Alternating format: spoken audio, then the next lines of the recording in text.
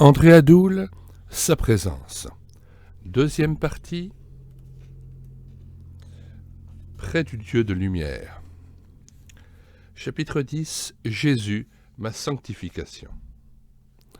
Recherchez la sanctification, sans laquelle nul ne verra le Seigneur. Hébreux 12, 14 à 15. Savez-vous que des guêpes déchaînées peuvent attaquer l'homme en bataille rangée ? J'ignorais la chose jusqu'à ce que j'en fisse la découverte à mes dépens. Nous séjournions dans les Vosges et occupions une jolie chambrette sous les toits, éclairée par un large vasistas. Tout au long du jour, nous percevions le vague bourdonnement d'un essaim caché sous les tuiles, mais nous n'étions pas inquiets. Par-ci, par-là, une guêpe se hasardait dans la pièce, mais sans intention belliqueuse. Il était aisé de les conduire. Or, tard dans la nuit, j'allumai la lampe et me levai, ne pouvant trouver le sommeil. C'est alors qu'une escouade de guêpes furieuses, sans doute réveillées par la lumière, fit irruption dans la pièce, fonçant rageusement sur moi. J'eus beau me défendre en faisant tournoyer un linge devant moi pour me protéger, je ne pus dominer la situation, car il en venait de tous côtés, attaquant partout à la fois. J'en voyais devant, derrière, à droite comme à gauche. Quelques intrépides parvenaient à m'atteindre, enfonçant leurs dards, comme un fantassin chargeant à la baïonnette. Ma seule ressource fut de me précipiter dans le couloir en faisant claquer la porte sur mes talons.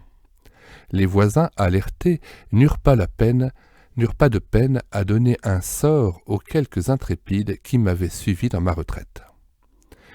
Satan, lui aussi, attaque de tous côtés.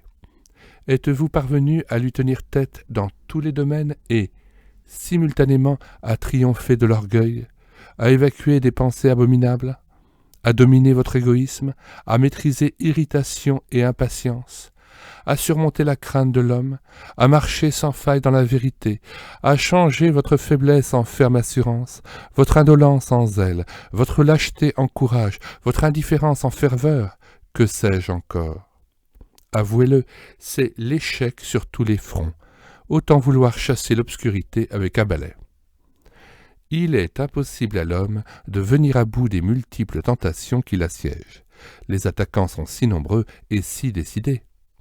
Il faut tenir tête à des puissances occultes, à une organisation spirituelle satanique et lutter contre la légion des esprits démoniaques dans les sphères surnaturelles, véritables agents du quartier général du mal. Éphésiens 6, verset 12. Selon la transcription Alfred Kuhn. Tout chrétien authentique s'efforce de ressembler à Jésus pour plaire à son Dieu. Quiconque est mort au péché ne peut se satisfaire d'une vie chrétienne médiocre ponctuée de chutes et d'égarements.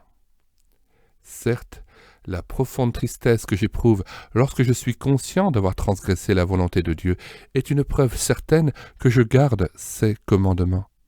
Et donc ne passe pas sur le péché comme chat sur braise. Mais Dieu en veut plus. Garder les commandements, c'est bien. Les mettre en pratique, c'est encore mieux. Trop de chrétiens en restent au pardon et à la justification. Or, la justification n'est pas tout le salut. La porte étroite débouche sur le chemin étroit, Matthieu 7, 13 à 14.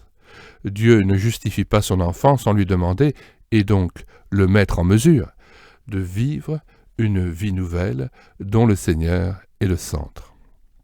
La grâce ne sauve pas en patronnant le péché, mais en le détruisant.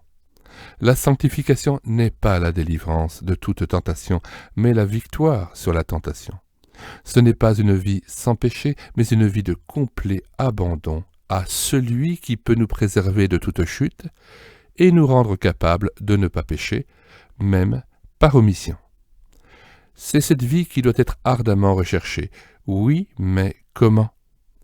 Pour qui est déterminé à marcher en nouveauté de vie, le risque est grand de céder à une quadruple tentation. 1.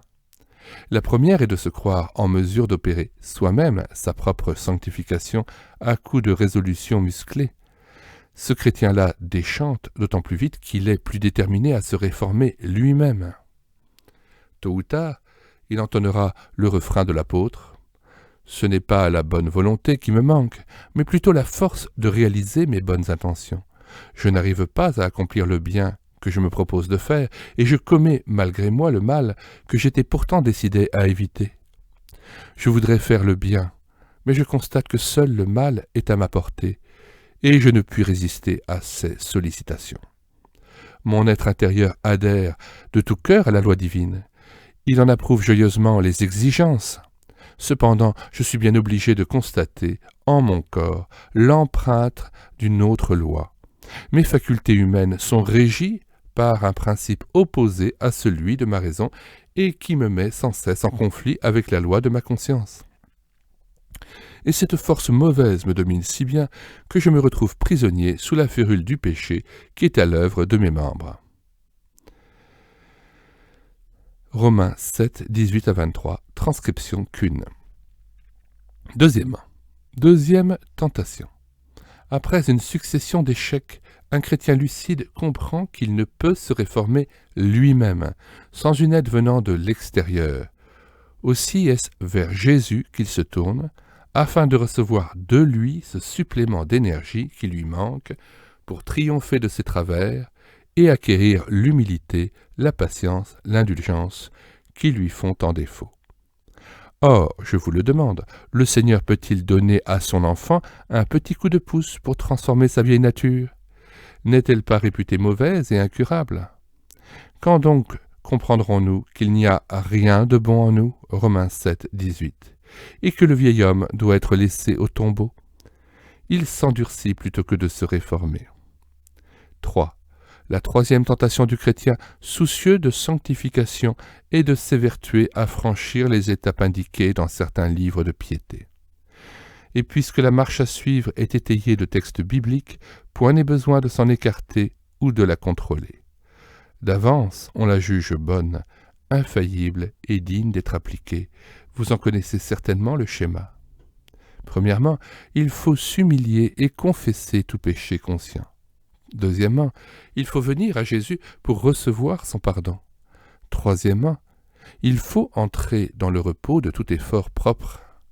Quatrièmement, il faut se livrer sans condition à celui qui donne le vouloir et le faire selon son bon plaisir. Philippiens 2,13. Cinquièmement, il faut, par un acte de foi lucide et ferme, s'attendre à la victoire du Seigneur dans sa vie de tous les jours et, sixièmement, il faut le louer pour cette victoire qui ne manquera pas de se manifester. Tout cela est conforme à l'Écriture, mais risque de conduire à de nouveaux échecs. En effet, celui qui s'applique à suivre fidèlement une méthode a tellement foi dans l'efficacité de la méthode qu'il en oublie le Seigneur, si bien qu'en définitive, et à son insu, il se confie en ses efforts, donc en ses œuvres, pour obtenir la victoire tant attendue. Quatrièmement, suprême tentation. Les expériences décevantes et la découverte humiliante de sa totale incapacité à changer son caractère risquent de conduire au découragement, l'enfant de Dieu, dès lors, tenté de conclure « À quoi bon? Décidément, la vie de sainteté doit être réservée à une élite dont je ne suis pas. C'est seulement au ciel, dans le face-à-face, que je serai enfin apte à vaincre le péché une fois pour toutes.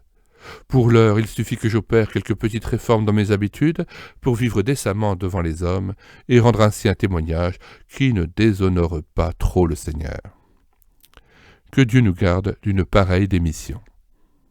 C'est au sein même de son désespoir, lorsque l'apôtre découvre qu'il est foncièrement mauvais et incurable. Je sais, Romains 7, 23, que le vainqueur du péché se révèle à lui. L'expérience de Paul est instructive. Romains 7, 24. Malheureux que je suis, qui me délivrera? Non pas de tel ou tel péché, comme s'il s'agissait de chasser des guêpes, mais qui me délivrera de ce corps de mort? C'est-à-dire de moi-même, de ce moi orgueilleux qui prétend se sanctifier. Enfin éclairé, l'apôtre peut dire sous une autre forme, « Vraiment, c'est pure sottise que de vouloir changer ma nature mauvaise.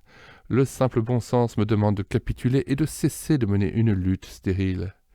C'est un autre que moi, le Christ, le vainqueur de Satan, qui opérera la transformation que je suis incapable même d'amorcer. Une merveilleuse découverte que fit saint Paul au moment précis où, désespérant de lui-même, il renonça une fois pour toutes à se sanctifier lui-même. Grâce soit rendue à Dieu par Jésus-Christ notre Seigneur, devait-il s'écrier en explosant de joie.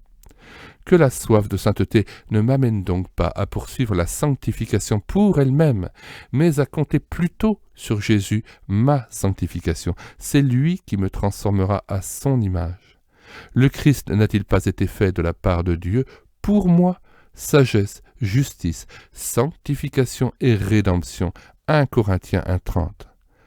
Et puisque la sanctification est une personne, je veux la rechercher et m'en revêtir selon les termes mêmes de l'apôtre. Romains 13, 14, Colossiens 3, 9, 12, 14. Jésus, la divine lumière, chassera l'obscurité de tous les recoins de ma vie. Il me rendra capable de faire sa volonté et, plus encore, il fera en moi ce qui lui est agréable. À lui la gloire, au siècle des siècles, d'après Hébreux 13, 21. Mais alors, comment cela peut-il se faire ? La parabole de Jean 15 fournira certainement la réponse à cette question embarrassante. En parcourant le récit de Jean, on peut aisément imaginer la scène. Jésus se rend à Gethsémanée et, chemin faisant, s'arrête un instant devant un pied de vigne autour duquel les 12 font cercle. Le maître, inspiré par ce tableau, trouve dans cette vigne l'emblème de sa relation avec les siens. Il est le vrai cep et ses disciples sont semblables à des sarments porteurs de fruits. Or, il est vital pour ces sarments comme pour les disciples qu'ils soient intimement unis au cep pour recevoir la sève, la vie d'en haut, condition indispensable pour donner du raisin et plaire au divin vigneron. Dans cette allégorie, soulignons une expression du vers 4, « Demeurez en moi », répétée au vers 7. Elle est importante et la suivante l'est encore davantage, « Je demeurerai en vous ». Si, hors de Christ, nous ne pouvons rien faire, le Seigneur non plus ne peut opérer quoi que ce soit en nous si nous n'accomplissons pas notre part, celle de demeurer en lui, en un confiant abandon. Est-ce à dire que nous devrions au préalable fabriquer du fruit pour être unis au cep ? Au contraire, le fruit abondera et parviendra à maturité si nous restons unis au Seigneur. Le fait de demeurer en Christ n'est donc pas, comme d'aucuns le croient, l'aboutissement d'une longue série d'efforts ou de renoncements accomplis pour donner à Jésus la suprématie dans notre vie. Dieu nous demande seulement, aujourd'hui même, de nous abandonner avec confiance et soumission à celui qui est devenu pour nous sanctification, 1 Corinthiens 1,30. Jésus utilise ici le verbe « demeurer » dont le sens n'échappe à personne. Il est synonyme de « habiter ». D'une certaine façon, le Maître se compare à une maison que les disciples sont invités à occuper en permanence s'ils veulent porter du fruit. Habiter Jésus ? Comment cela ? Simplement en s'approchant de lui dans la foi, Jean 7, 37, et en cultivant sa présence. Il n'y a pas de fruit possible pour qui ne vit en communion avec lui. Heureux ceux qui habitent chez toi, et ils peuvent te louer sans cesse. Psaume 84, verset 5. Il est certain que tout péché connu, délibérément entretenu, nous tient hors de cette demeure. Comment pourrais-je en effet le rechercher et me complaire en sa compagnie si je suis conscient de l'attrister par mon inconduite ? On ne peut entrer chez lui dans le sanctuaire qu'en renonçant au péché. C'est pourquoi je m'approche humblement de mon Dieu avec un cœur ouvert à sa lumière. Si à son contact le Saint-Esprit me révèle quelque faute, je la confesserai et l'abandonnerai. Il me donnera la joie du pardon et la force de lui obéir. À bien réfléchir, nous péchons justement parce que nous sommes loin de sa personne puissante. Le péché par excellence, c'est de se tenir éloigné du Père, de le négliger, de l'oublier, de fuir sa lumière. Hors de sa présence, nous nous égarons et sommes incapables de résister à la tentation. Près de son père qu'il respecte, l'enfant est gardé, protégé. Mais loin de sa vue, il peut céder à des influences néfastes et commettre des actes répréhensibles qui lui attireront déboires et punitions. Ah, que de choses changeraient dans mon comportement si je vivais en étroite communion avec mon Seigneur. Quand il est à ma droite, je ne chancelle pas. Psaume 16, verset 8. Question. Avez-vous vraiment découvert et compris que vous êtes incapable de vous transformer à l'image de Jésus? Êtes-vous de ceux qui, découragés, ont abandonné la lutte? Dans ce cas, revenez au Seigneur en lui confessant cet abandon qui l'a certainement attristé.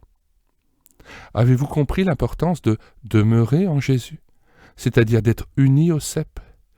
Êtes-vous disposé maintenant à vous approcher de lui avec assurance, selon Hébreux 4,16, copiez et apprenez par cœur cette parole. Hébreux 4,16. Approchons-nous donc avec assurance du trône de la grâce, afin d'obtenir miséricorde et de trouver grâce pour être secourus dans nos besoins. 3. Voulez-vous méditer avec soin Jean 15, 1 à 11 ? Donc nous renvoyons l'auditeur à la parabole du vrai cep et du vigneron.